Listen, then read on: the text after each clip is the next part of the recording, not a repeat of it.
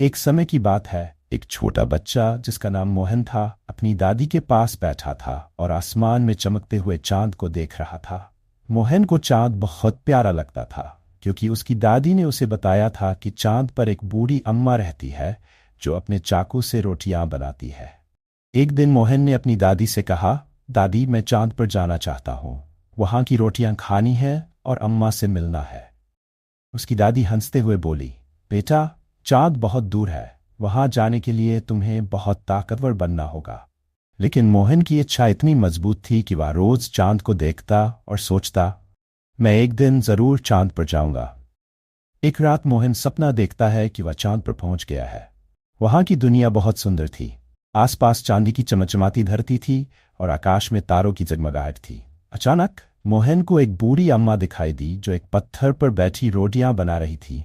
मोहन दौड़कर उनके पास गया और बोला, अम्मा मैं मोहन हूं, मैं आपसे मिलने आया हूं।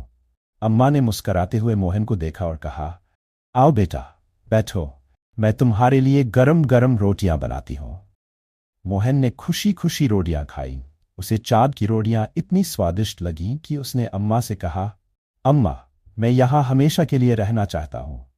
अम्मा ने प्यार से मोहन का सिर सहलाया और बोली, बेटा तुम्हारा घर धरती पर है, तुम्हें अपने माता पिता के पास लौटना चाहिए।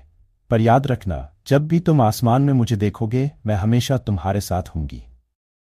सुबह जब मोहन की आंख खुली तो वह अपनी बिस्तर पर था। उसने खिड़की से बाहर देखा तो चांद अब भी आसमान में चमक रहा था। मोहन मुस्कुराया और समझ गया कि चांद पर जाना एक सपना था, लेकिन वह सपना उसकी यादों में हमेशा रहेगा। और तब से मोहन हर रात चांद को देखकर मुस्कुराता और सोचता, एक दिन मैं फिर से चांद पर जाऊंगा, सपनों में ही सही।